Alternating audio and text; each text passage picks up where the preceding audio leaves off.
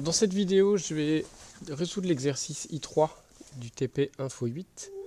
Et donc il s'agit en fait de s'appuyer sur l'outil informatique, donc d'écrire ici un programme Python pour étudier une suite qui est la suite dite de Collatz. Voilà, c'est une suite qui est très connue, plus connue peut-être sous le nom de suite de Syracuse, et qui est définie par la relation de récurrence suivante. Un plus 1 vaut un sur 2 si un est pair, et 3un plus 1 si un est impair. Donc elle a un comportement assez spécial qu'on ne comprend pas encore. On ne sait pas démontrer mathématiquement le comportement qu'on va observer. Mais on va le mettre en évidence par des calculs numériques des différents termes de la suite. Donc le but ultime, c'est de calculer ce qu'on appelle le temps de vol. On fera un exemple ici pour U0 égale 343. Donc son temps de vol, on nous dit en fait que c'est l'indice du premier terme de la suite qui vaut 1. Donc quand un vaut 1, il va se passer quelque chose.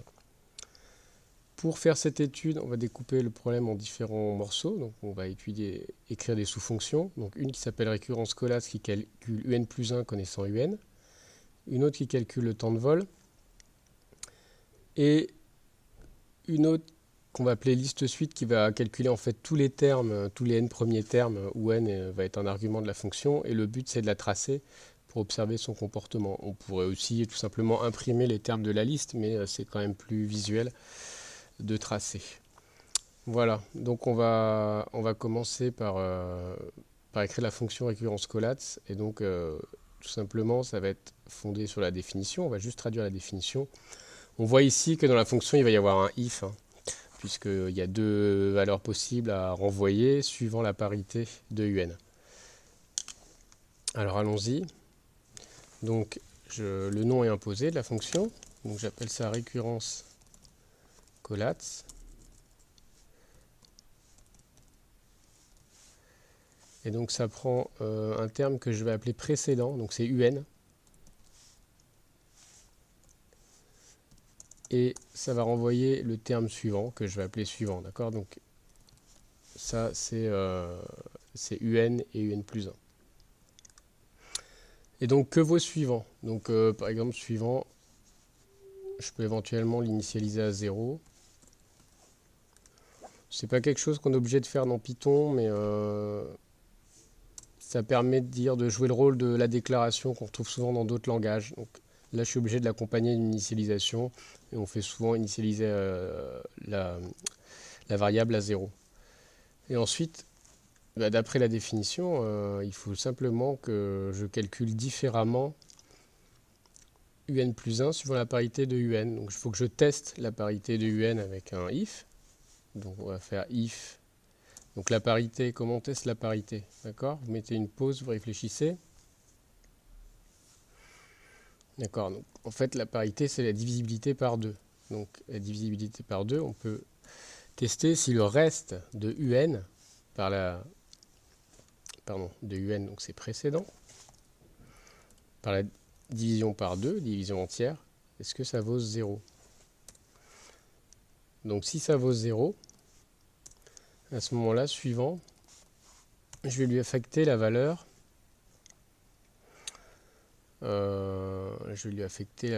C'était un sur 2, je crois. Voilà. Donc un sur 2. Alors ici, un, en fait, c'est précédent. Sinon, donc ça veut dire si c'est impair. Suivant, ça va être égal à 3 fois précédent plus 1. Alors je peux tester très rapidement la fonction, je peux l'appeler et imprimer le résultat.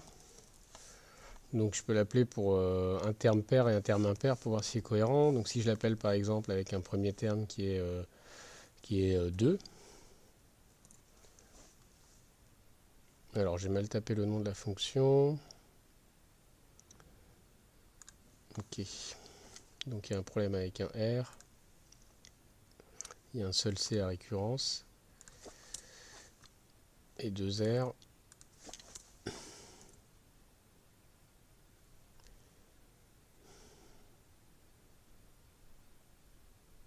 Alors, pressant, où est-ce que j'ai écrit pressant? Là. Ok, donc je vais essayer de me réveiller un peu. Voilà, donc ça fait 1, donc on était pair, on a divisé par 2, ça fait 1, très bien. Maintenant, si je prends un nombre impair comme 3, en sortie j'ai bien 10, c'est-à-dire 3 fois 3 plus 1. Donc ok, ça a l'air de rouler, ça je le laisse pas, c'était juste pour un petit feedback sur ma première fonction.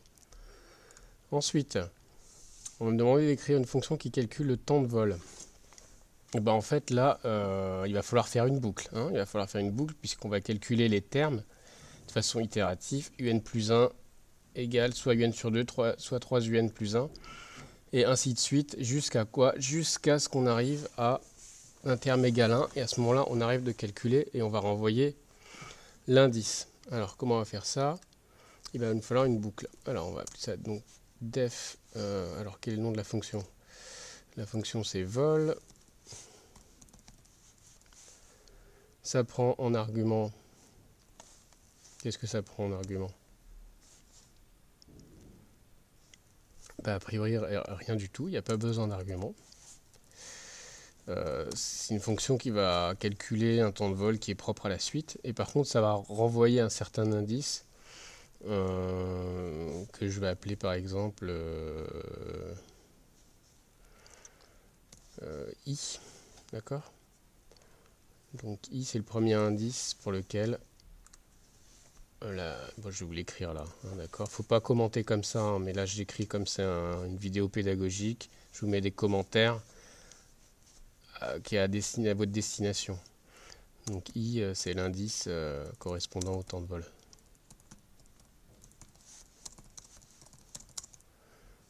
Alors qu'est-ce qu'on va faire?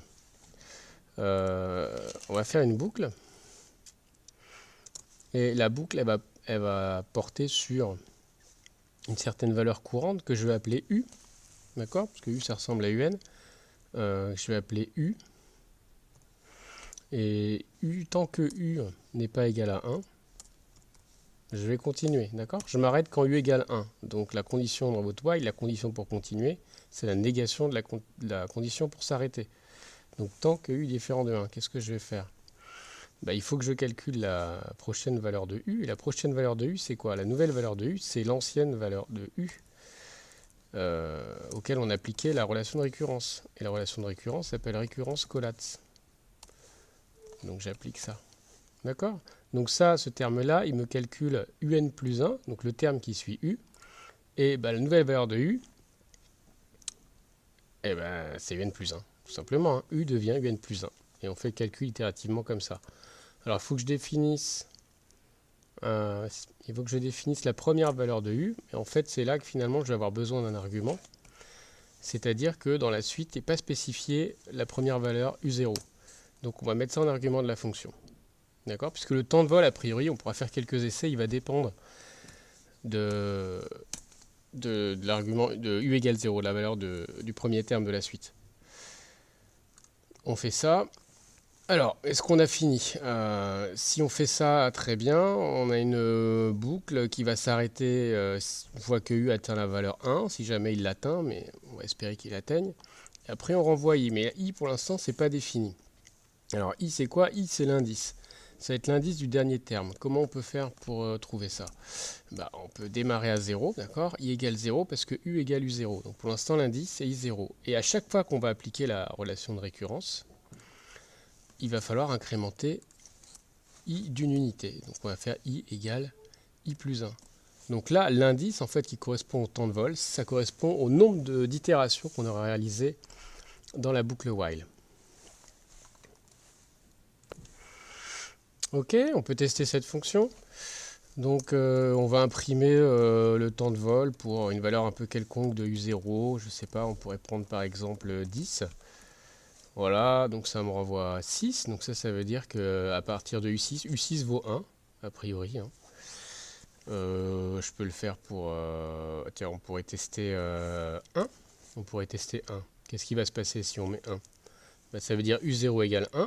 On ne rentre pas dans la boucle et donc la fonction doit retourner i égale 0. Ça retourne bien i égale 0. Donc là, on est relativement confiant sur l'écriture de cette fonction. D'accord, on va pouvoir passer à la suite. Donc la suite, c'est d'écrire une fonction qui s'appelle list Collatz. permet de lister tous les termes. Donc en argument, on prend grand N, c'est-à-dire le nombre de termes, ou le dernier indice. Alors on va voir si c'est très, très clair ou pas très clair dans l'énoncé. Est-ce que c'est le nombre de termes ou c'est le dernier indice? Le dernier indice, on sait que ça va être le nombre de termes moins 1, tel que j'ai stipulé dans l'énoncé. Les n premiers termes de la liste, mais en fait c'est peut-être plus sympa que n, ça soit le dernier, ça soit l'indice du dernier élément qu'on va renvoyer. On va plutôt faire ça, c'est plus simple d'utilisation. Donc on va appeler ça même, peut-être l'appeler petit n en fait.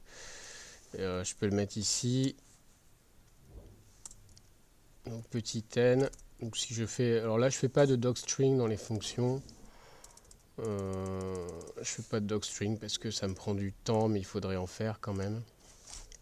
Donc là n, je sais que c'est un entier et c'est l'indice du dernier élément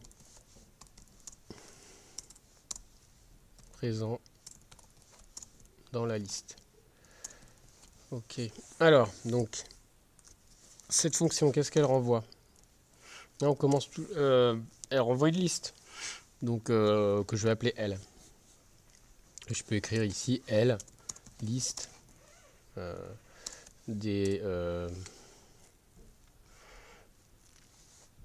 termes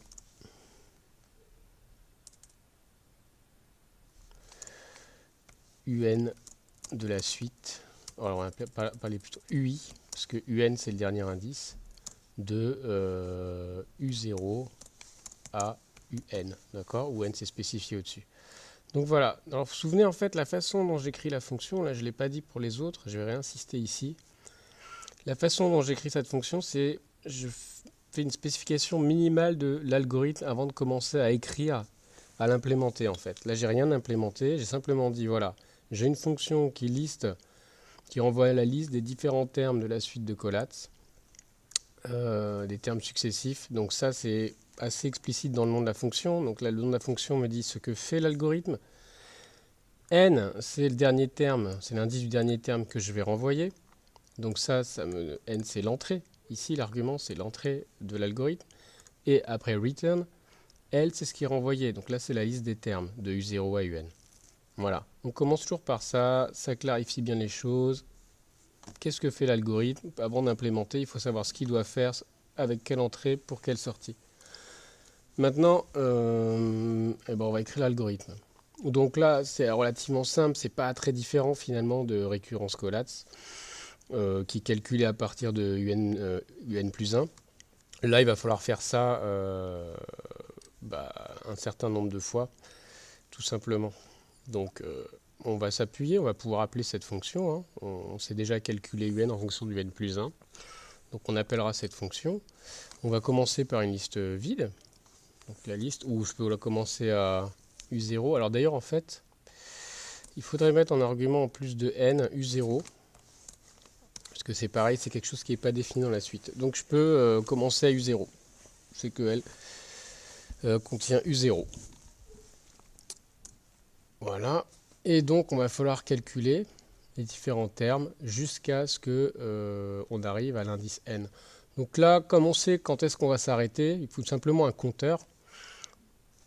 Tout à l'heure, on ne savait pas. Hein. Ici, là, on ne savait pas quand est-ce qu'on allait s'arrêter. On ne sait pas quand est-ce que U va atteindre la valeur 1. On n'est pas capable de le prédire. Donc là, la boucle while, elle est impérative. Vous devez avoir un test. Vous ne savez pas à l'avance le nombre d'itérations qui va être effectué. D'ailleurs, c'est le but de cette fonction, chercher le nombre d'itérations, donc le temps de vol. Ici, je sais en fait que je vais faire... je vais aller jusqu'à I égale N. Donc, je peux écrire une boucle for. Donc la syntaxe en Python de la boucle for, c'est for i in range. Alors on va commencer à i égale 1 jusqu'à n. Alors pourquoi je commence à 1? Parce que j'ai déjà rempli, en fait, initialisé la liste avec le terme d'indice 0. Alors en fait, si je fais ça, attention, vous vous souvenez en Python, là je fais une petite erreur. Range, en fait, ça vous génère une liste, ce qu'on appelle une liste en compréhension, qui contient n éléments en commençant par 1. Donc n éléments en commençant par 1, ça ira jusqu'à n-1. Donc si je veux aller jusqu'à n, si j'en veux vraiment n, il faut qu'ici j'arrête à n plus 1. Donc i ne prendra pas la valeur n plus 1, il prendra la valeur de 1 jusqu'à n. Et donc qu'est-ce qu'on va faire? Je vais rebaptiser ma liste en fait. Je vais l'appeler U, vous allez voir pourquoi. C'est juste une question d'écriture que je trouve assez élégante. Il faut que je calcule, en fait il va falloir que je calcule le prochain terme. La liste, non je vais pas l'appeler U, je vais l'appeler L, pardon. En fait, vu la façon avec laquelle je procédais, L c'est très bien. Donc je sais en fait que je vais devoir ajouter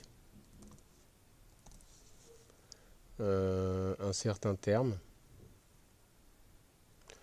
que je peux appeler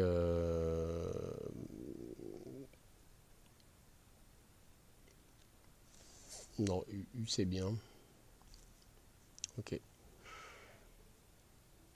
Je vais l'appeler U. Je l'appelle U, la liste. Désolé, je tergiverse un petit peu. Il faut que je rajoute un certain terme. Donc U.happen, un terme que je vais calculer. Alors U.happen quoi? Je vais appeler par exemple ça V. Mais alors qu'est-ce que c'est que V? V en fait, bah, si je regarde le premier tour, la première itération de la boucle, quand I égale 0, ce que je vais ajouter ensuite c'est U1, puis U2, puis U3, etc.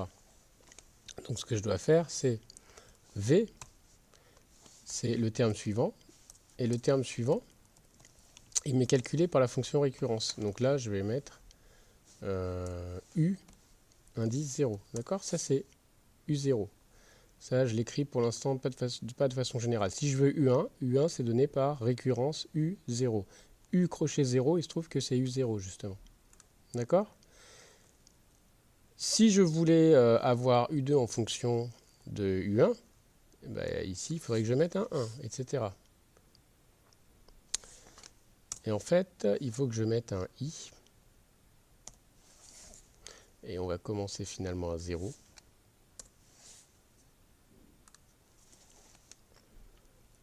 Et voilà. Alors, ce qui va juste manquer... non, il va rien manquer. Voilà. Et ici, voilà. Donc, je récapitule. Quand vous faites ça, on calcule le terme suivant avec la fonction récurrence et on l'ajoute à la liste. Et à la fin, on renvoie la liste. Est-ce qu'on a le bon nombre d'itérations? Finalement, ici, il faut que je m'arrête à n, puisque au final, i va prendre la valeur n-1. Donc, récurrence un, ça va me renvoyer v qui est simplement un et que je vais stocker dans la liste. Ok, voilà pour cette fonction. On va tester rapidement son fonctionnement. Donc, on va par exemple regarder, justement, on avait fait pour u0 égale 10, on avait 6 termes ici. Donc, on va regarder ces 6 termes et voir que ça arrive bien à 1. Donc on va faire print list collats et donc en entrée prend u0 égale 10 et je vais regarder par exemple les 10 premiers termes. D'accord? Je regarde les 10 premiers termes. Ok. Alors j'ai encore fait une erreur de syntaxe parce qu'en fait là c'est la fonction récurrence collats, pardon. Donc là ça devrait aller. Ok. Donc voilà les 10 premiers termes. Donc on a u0 qui est 10 ici. Ensuite 5, donc ça c'est U1, U2 qui vaut 16, U3 qui vaut 8, U4 qui vaut 4, U5 qui vaut 2 et U6 qui vaut 1. Donc ça rejoint ce qu'on avait trouvé ici, U6 vaut 1 et le temps de vol il vaut 6 du coup. Donc ça a l'air de fonctionner assez bien. Alors maintenant après il faut écrire une fonction qui imprime les différents termes de la suite pour regarder un peu comment fonctionne comment se comporte la suite. Alors c'est pas nécessaire en fait sous Python d'écrire cette fonction là. Il suffit de lui faire imprimer la liste qu'on vient de calculer avec la fonction plot. Donc on va pas réécrire une fonction. C'est pas utile en Python. Simplement ici je vais avoir besoin du module pyplot de la bibliothèque matplotlib.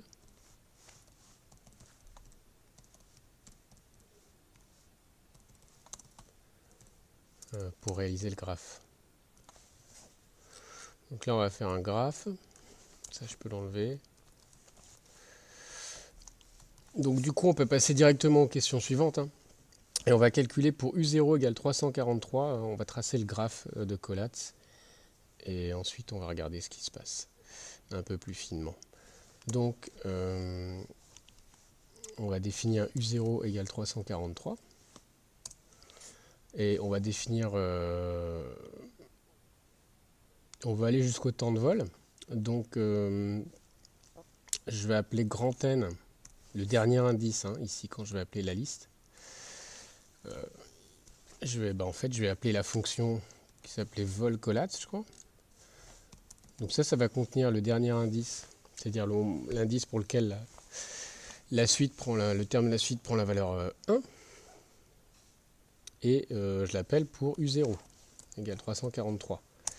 Ensuite, dans une variable que je vais appeler L, je vais stocker la liste des termes. Donc pour U égale U0, ici 343, jusqu'à l'indice N, jusqu'à son temps de vol. Et ensuite, on va imprimer cette liste, tout simplement. Dans une nouvelle figure.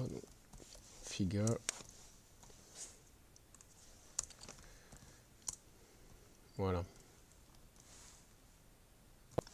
Ok, il faut que je mette des PLT ici, parce que j'ai appelé le module de cette façon-là, c'est son alias. Et donc on peut exécuter ça.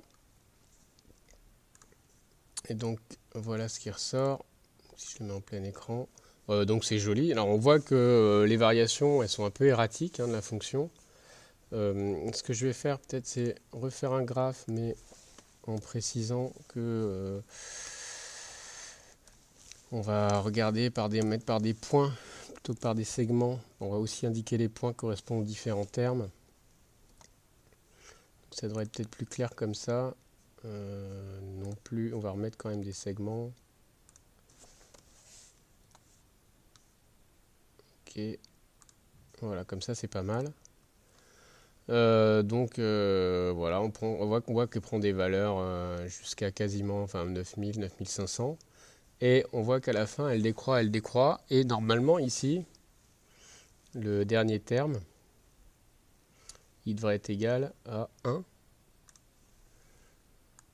Donc on peut regarder. Donc on fait un zoom. Alors après, voilà. Donc apparemment, alors l'échelle n'est pas très claire. Là, c'est un truc à la Python. En fait, c'est 125. Ok, pour n égale 5, pour n égale 125, u égale 1. Et donc là, on s'est arrêté. Le temps de vol, en fait, il vaut 125. Ok, moi, je peux faire ça d'ailleurs. Je peux peut-être imprimer le temps de vol. Enfin bon, ça serait 125. Ok. Alors, qu'est-ce qui se passe à partir de 1? Donc, ce que je dis, c'est que maintenant, pour différentes valeurs de U0, examiner les 20 termes suivant le temps de vol de la suite. Quelle conjecture peut-on émettre? Donc là, ce qu'on va faire, c'est que on va prendre le temps de vol. Ça, c'est le temps de vol. Je vais rebaptiser ça V, par exemple. Et N, ça va être V plus 20. Comme ça, je vais regarder ce qui se passe sur les 20 termes suivants. Et je peux laisser U0 égale 343. Alors, qu'est-ce qui se passe? On va regarder ce qui se passe à la fin. Alors comme je vais regarder vraiment que ce qui se passe à la fin, bon je vais regarder comme ça mais après je ferai autrement. Donc là j'ai besoin de faire un zoom au voisinage de 125. Donc là on a l'impression que la fonction elle a l'air peut-être de converger, en tout cas vu de loin. En fait elle ne converge pas, si on regarde elle fait des oscillations. Elle prend la valeur 1, puis 4, puis 2, puis 1, puis 4, puis 2, puis 1. Et en fait elle est complètement bloquée. Dans ce cycle, en fait, elle fait un cycle 1, 4, 2, 1, 4, 2, 1, 4, 2, 1, 4, 2, 1, 4, 2. Donc c'est une suite qui ne converge pas, mais à la fin, on a un cycle 1, 4, 2, 1, 4, 2, 1, 4, 2, et ça, on peut essayer de le démontrer mathématiquement. il me semble que c'est pas démontré.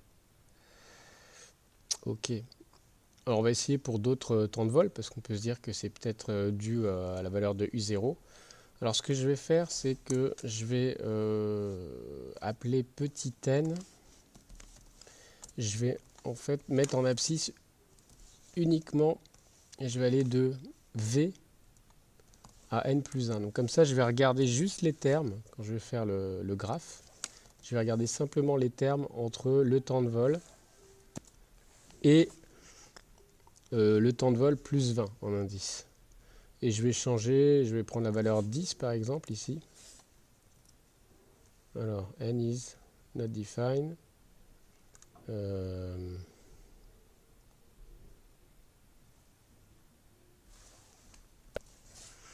Ok, donc là c'est grand N, pardon.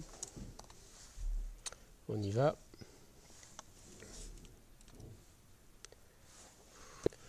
Ok, donc en fait il faut que je fasse un slicing. Donc ici j'ai fait un slicing sur la liste. Et donc il faut que j'aille aussi de V jusqu'à N plus 1, c'est pareil. Sinon je ne peux pas tracer là en fonction de l'autre des termes qui n'ont pas la même dimension. Voilà, et donc là j'arrive directement. Je vais enlever ça, ça et ça. Et donc, bah voilà, 6, un GN égale 6, c'était pour U0 égale 10. Et après, on converge, si on peut dire, jusqu'à un cycle 1, 4, 2, 1, 4, 2, 1, 4, 2, 1, 4, 2. Et a priori, ça c'est infini. Voilà, on peut s'amuser à le faire. Je vais prendre 9999 par exemple ici. Et donc je regarde. Et au bout, à la fin, de la même manière, on arrive sur un cycle 1, 4, 2, 1, 4, 2, 1, 4, 2, 1, 4, 2. Voilà, donc on a ce comportement un peu particulier de la liste de Collatz qui finit par atteindre la valeur 1 au bout pour un certain indice, hein, visiblement, ce qu'on peut conjecturer ici. Pour tout U0 appartenant à n, donc, quel que soit le terme U0, il existe n0 tel que UN0 égale 1. Et alors, à ce moment-là,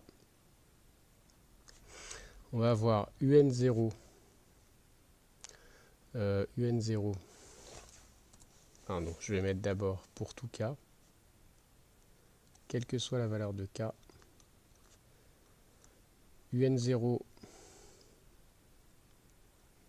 plus k, enfin UN indice, 0 plus k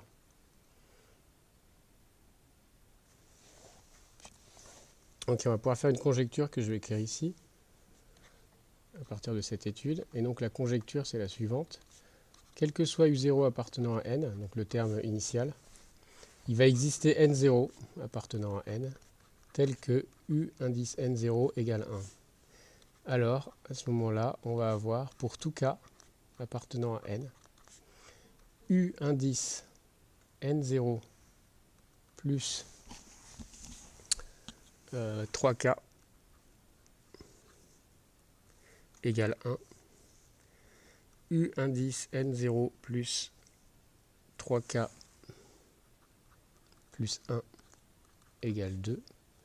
Et U indice N0 plus 3k plus 2 égale 2. Pardon, ici c'est 4. D'accord? Et à la fin, quand vous arrivez à UN0 plus 3k plus 3, c'est 3 fois k plus 1, donc on revient dans ce cas-là. Et donc on a le cycle 1, 4, 2. Et voilà, il reste à expliquer ça mathématiquement. Fin de cette vidéo.